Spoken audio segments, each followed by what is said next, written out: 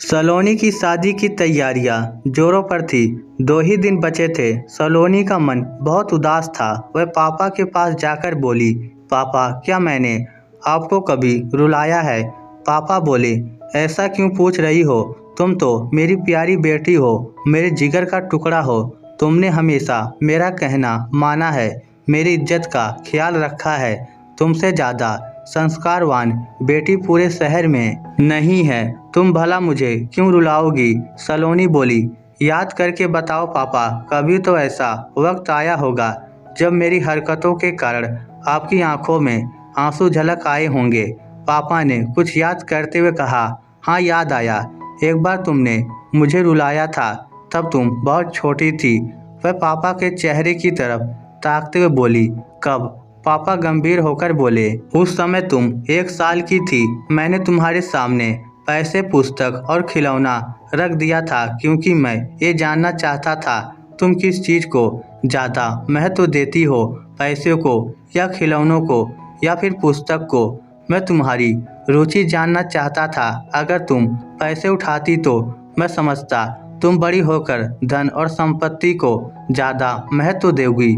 अगर तुम पुस्तक उठाती तो मैं समझता तुम पढ़ाई और ज्ञान को ज़्यादा महत्व दोगी। अगर तुम खिलौना उठाती तो मैं समझता तुम आनंद और खेल को ज़्यादा महत्व दोगी। सलोनी ने गहरी जिज्ञासा के साथ पूछा, फिर मैंने क्या उठाया था पापा? पापा बोले, तुम बड़ी बड़ी आंखों से उन तीनों चीज़ों को काफ़ी देर तक टुकुर टुकुर देखती रही थी।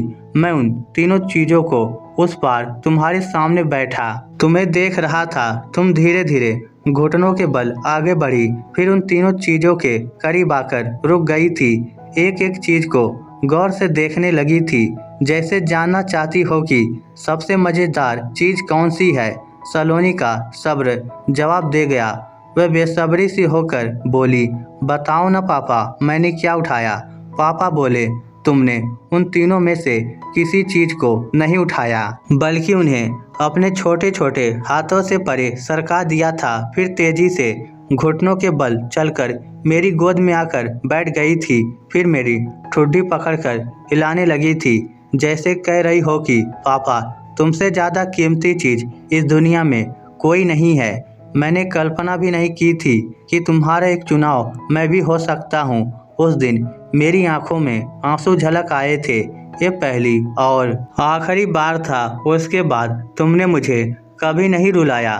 सलोनी ने अपना सर पापा की गोद में रख दिया, फिर अपने आंसुओं को दबाते हुए बोली, उस प्यारी सी चीज को छोड़कर जाते हुए दिल बहुत उदास है पापा। मैं वहाँ कैसे रह पाऊंगी जहाँ आप नहीं होंगे?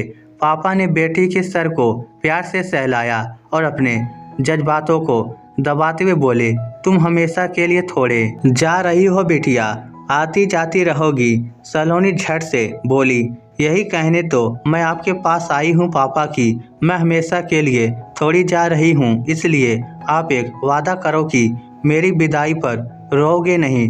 पापा ने चेहरे के भाव को नियंत्रित करते हुए कहा, मैं वादा करता हूँ कि जरा भी नहीं रोऊंगा, मगर तुम भी एक वादा करो, जब विदा होगी तब हंसते हुए जाओगी, जरा भी नहीं रोओगी। सलोनी बोली, हाँ मैं भी प्रॉमिस करती हूँ कि मैं हंसते हुए यहाँ से विदा होऊंगी। जिंदगी के एक नए पड़ाव में प्रवेश करने जा रही हूँ, हंसते खेलते जाऊंगी। देख लेना, मेरी आंखों में उदासी भी नहीं होगी। 2 दिन बाद रात के 4 बजे थे। शादी की सारी रस्में पूरी हो चुकी थी, बस विदाई बाकी थी।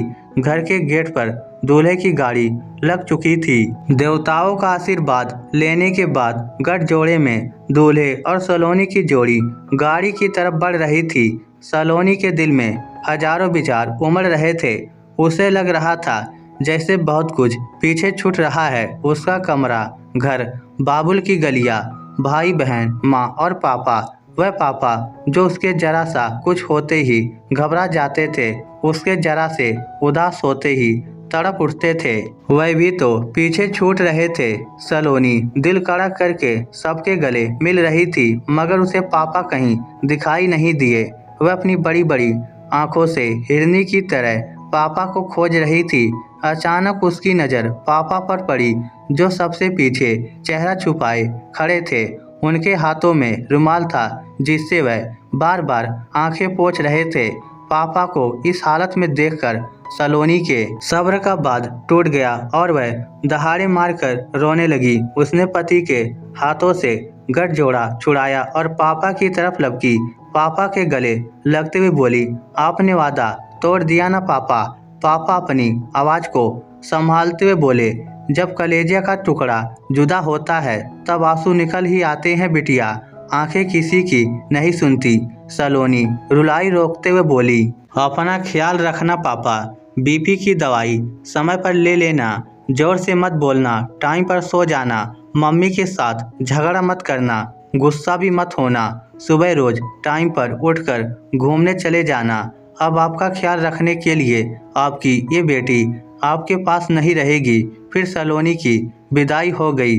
दर्द से पापा का चेहरा बिगड़ता रहा, मगर रुलाई नहीं फूटी, क्योंकि वह पिता थे। पिता जब रोता है तब किसी को नहीं दिखता, क्योंकि उसकी रुलाई भीतर ही भीतर चलती है। बाहर तो सिर्फ आंखों की उदासी ही झलकती है, या फिर आंखों से कुछ बूंद पानी झलक जाता है, जिसकी गहराई कोई नहीं माप सकता। दोस्तों, विदाई शब्द ही गम का प्रतीक है। जब कोई अपना जुदा होता है तब आंखें खुद ब खुद बरस पड़ती है। इन आंखों को वादों और डांट डपट से नहीं रोका जा सकता। अपने खून से सींचकर अपनी औलाद को किसी पराये इंसान को सौंपना छोटी बात है क्या? इस स्टोरी को लेकर आपकी क्या राय है?